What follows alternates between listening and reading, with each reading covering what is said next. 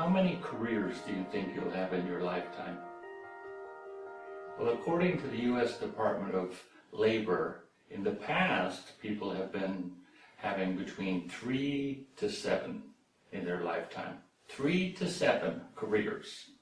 And LinkedIn did a recent study which showed that young people, or millennials as we call them, maybe you're a millennial, will change their jobs a lot more, and certainly a lot more than their parents or I did in my career.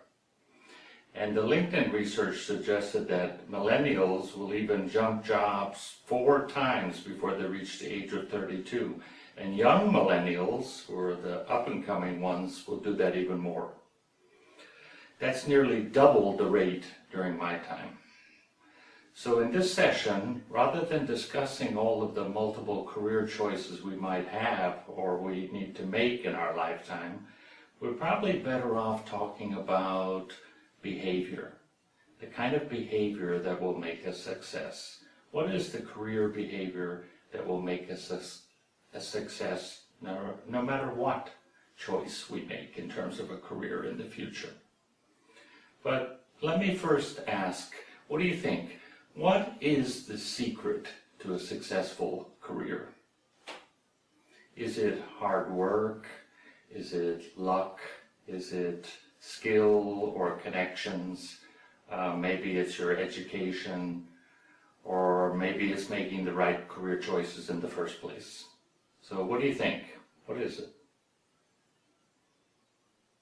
Well, from my experience, having a successful career can be a result of many, many different things. But if we travel back to the beginning of the boot camp, if you remember at the very first session, we talked about the success formula. And the success formula was 2 times G plus TS equals success. Remember that formula? 2 times grit plus talent / skill equals success.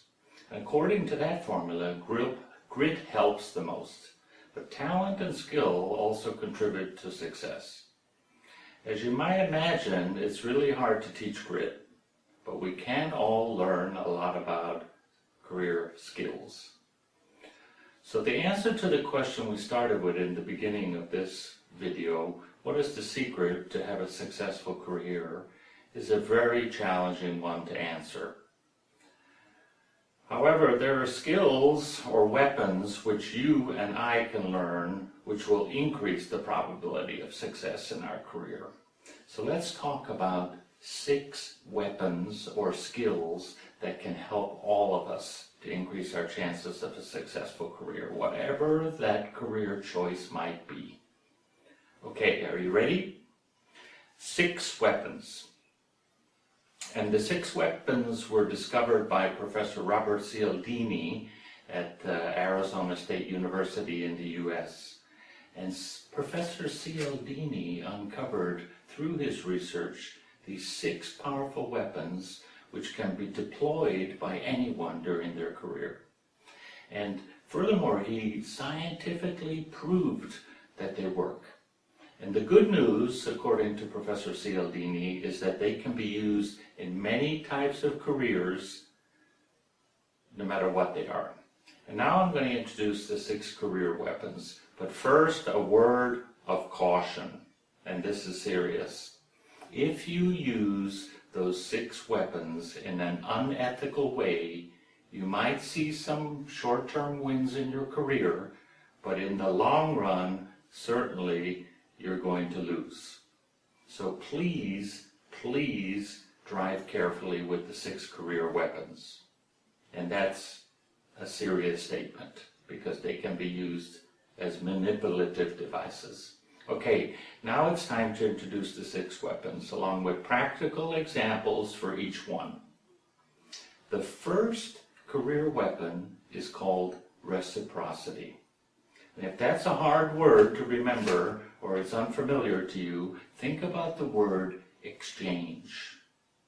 And to illustrate the principle of reciprocity, let me first give you a non-career example, and then we can discuss how this weapon can help you in your career.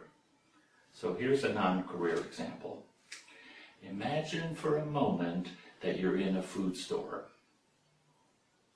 And as you're walking around the store, you see a store employee giving out samples of free food. In other words, there's a tasting stand there, right there in the store in front of you. Maybe the store offering you a free tasting of a new product, which might be even something that you'd really like to try for the first time. Or as a matter of fact, you might even be a little bit hungry just at that moment. So you're in the store and you try a sample.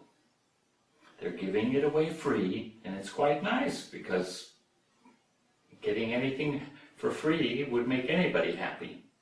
You taste the sample, it's a nice experience, the person is very pleasant, you like the store that you're in, but according to Dr. Cialdini, that simple experience of receiving something for nothing will create, in most people, a subconscious need or expectation for them to give something back in return. It's human psychology. And that expectation to give something back is very strong in all of us.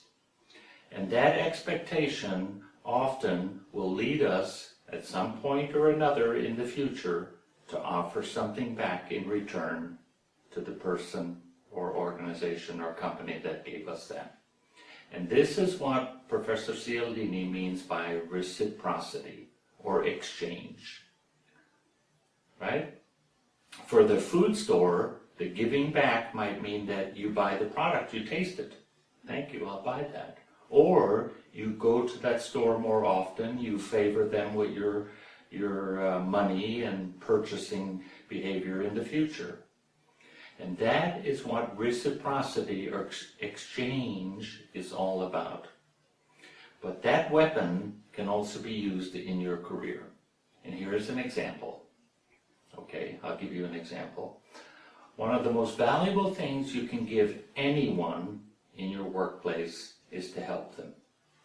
Because if you help another person to do their job better, you're helping them to be more successful in the future.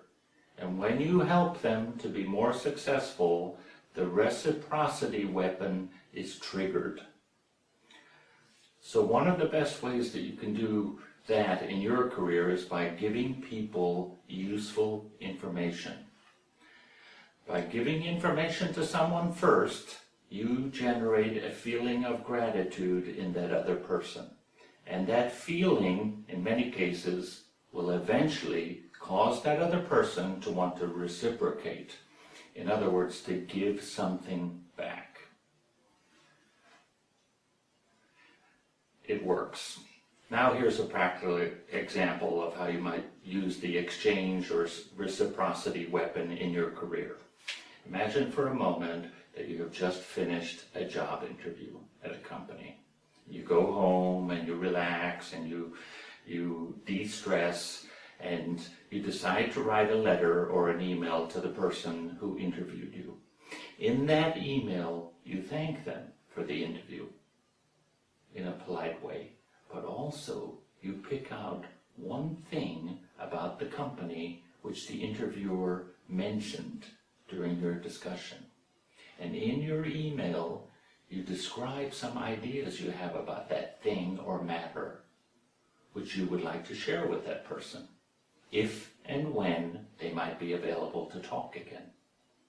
The secret here, though, is that you also give them in the email some of your thoughts or ideas on the matter.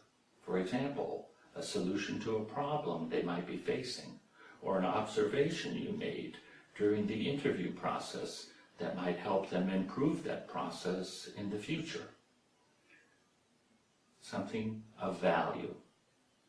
That email will make you stand out from all of the other candidates, but that email is also an example of reciprocity in action. Okay, you might be thinking, this is one professor in Arizona who has this idea and he has made these claims. Well, my answer to that thought would be, it's not just one professor. For example, Professor Adam Grant at the Wharton School of Business at the University of Pennsylvania in the US, which is one of the top MBA programs in the United States, if not the world. Adam has also done considerable research on this reciprocity exchange behavior in the workplace. And Adam's research shows that givers in the workplace, or those who use reciprocity, more often than not, end up at the top of the organization. And Professor Grant is certainly one of the most respected researchers on the subject of organizations and careers in the world. So remember the secret weapon, number 1, reciprocity, or in simpler vocabulary, exchange. And that exchange can be very powerful and be a very effective career weapon for you in the future.